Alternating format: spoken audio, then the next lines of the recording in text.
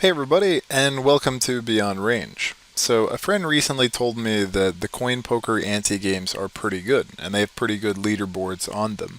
And he told me I should get into them and study them. Now, my first reaction was definitely not excitement, it was actually kind of fear.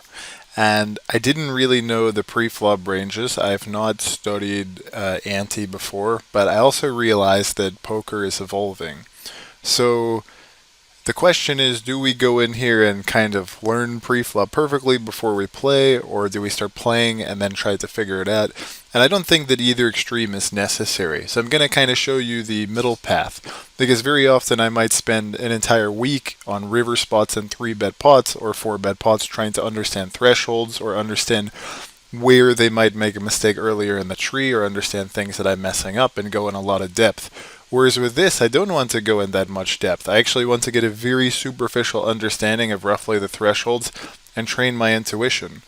And you don't ever want to just pick one thing. We're always going to go in depth every single time because often it's not the most efficient model. So I have no idea what the ranges are, so we're probably going to make a lot of mistakes. We're going in GTA Wizard. Fortunately, this is very efficient software. You can essentially play pre-flop games, and you can go into the settings and you can say, hey, I only want to see close decisions. So instead of seeing any combination pre-flop, you're only going to be given close decisions. Also, we're going to play 4 tables. Normally I would only play 1 table and try to go in as much depth as possible, whereas we're training a different muscle. We're training something different. We're just getting pre-flop intuition. I played 6 max no limit non-ante at between 200 and 600 NL online for a long time, and I kind of have an idea about these pre-flop ranges, whereas I don't understand the ante. I've really never played. So we're going to jump in, and we're probably going to make a bunch of mistakes, and then we'll be able to figure out, okay, I'm messing up here, I'm messing up there, maybe I'm right over here. We're not trying to be perfect. This is just an efficient way before I get into the games. I've done this not at all. I have no idea what ante is. I don't even know if like ace 9, I mean, I think ace 9 would always fold here, but there's a massive ante. There's an extra zero point 0.7 big blinds in the pot. So I may just completely mess up, but quickly we're going to see that, oh no, we're going to get some sort of intuition as to how this works.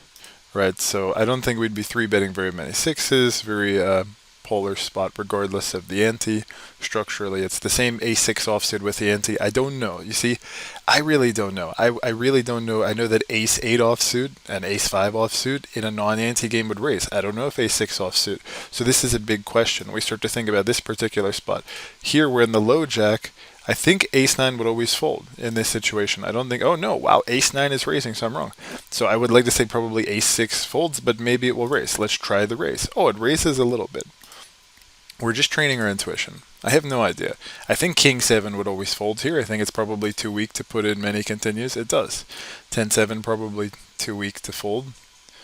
Ace 10 UTG, well, it could be raising UTG 6-handed. I think 7-handed, even with the ante, it's still probably a fold, but I don't know. Oh, it never folds. This is a very, very large error. All right, so let's just take a look at the chart, right? Okay, no.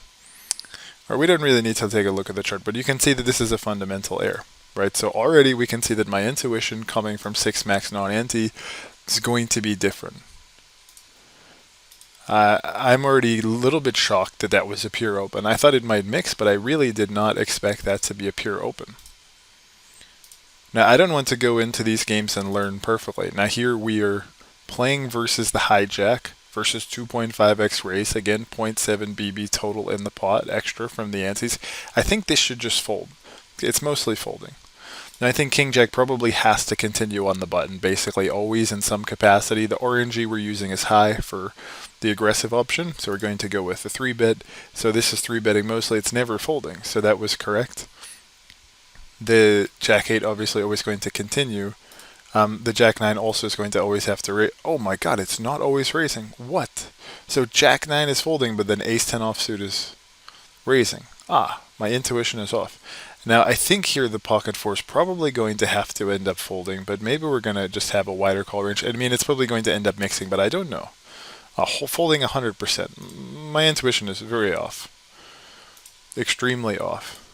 Right? But we're going to continue to improve. Oh, now the Queen 9 pure open UTG, but Jack 9 pure fold. Interesting.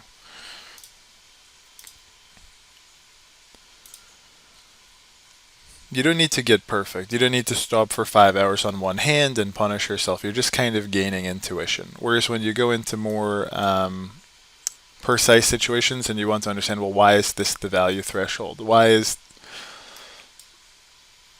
oh, okay, sorry, I didn't realize that this guy opened. I thought I was just RFIing. So that's fine. It's not an error. I just kind of misunderstood what the sequence was. Sevens here, I think we would continue with 3 bets and calls, and mostly calls. Oh, actually less 3-bet than I expected. I think threes here, UTG 7-handed, just needs to fold. Okay, it's pure fold. I didn't know it was going to be pure fold. That's cool.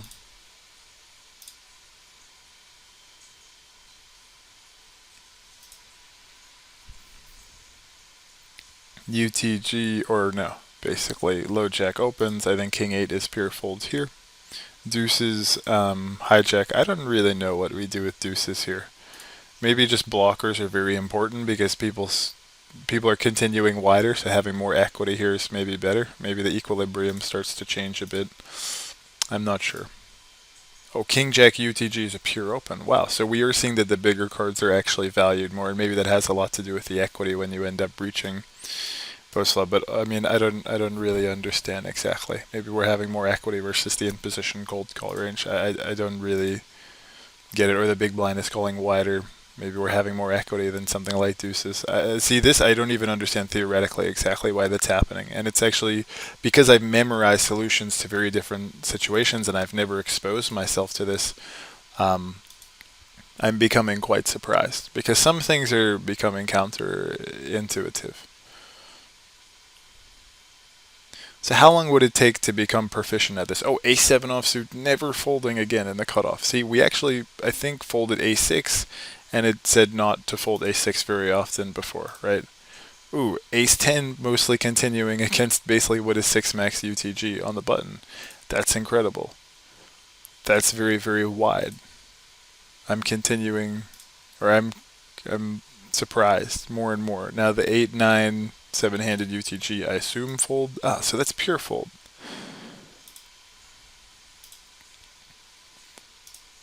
Let's keep building our intuition. Now I think that using blind defense also is going to be very valuable, but just looking at the RFIs, you don't have to be perfect, you don't have to get everything right, you don't have to be all-knowing, you mostly just want to kind of get an idea of where the thresholds are mostly, see where you're messing up continuously.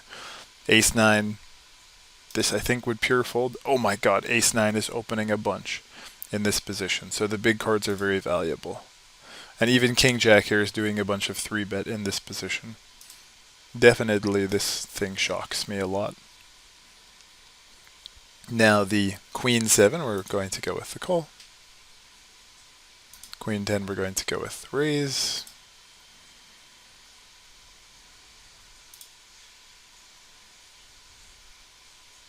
Ace 5 offsuit here, I think we would just fold, but maybe it's pot odds. Oh my god, so we're never folding ace 5 offsuit against 2.5x hijack with the ante.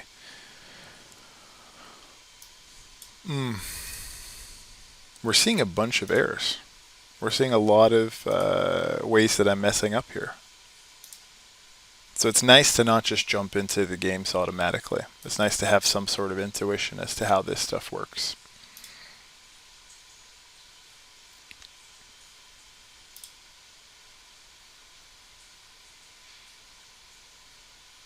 The ace 2, I think we're going to continue this a bunch. Oh, we're always 3-betting. We're never continuing with call. Interesting. So King 5 UTG 7-handed, always raising. Wow.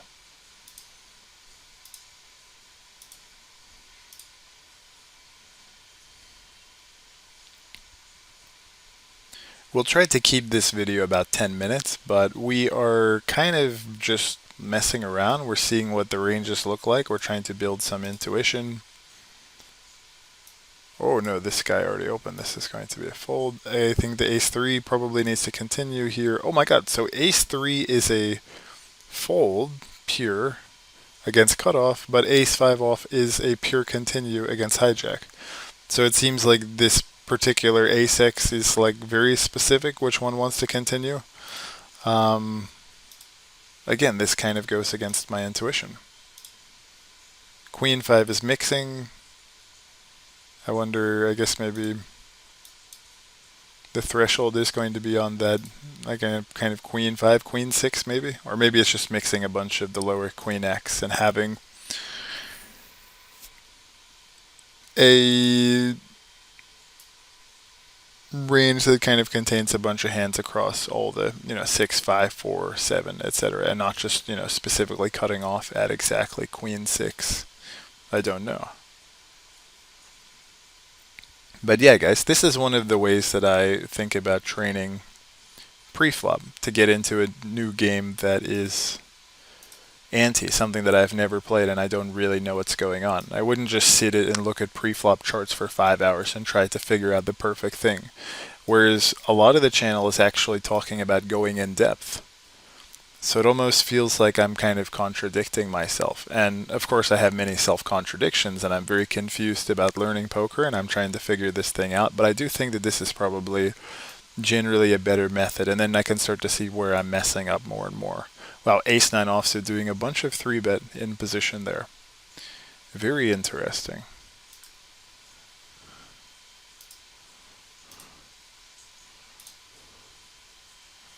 So ace-5, we're going with the call, and we're doing a little bit of fold now, mixing versus hijack. Interesting.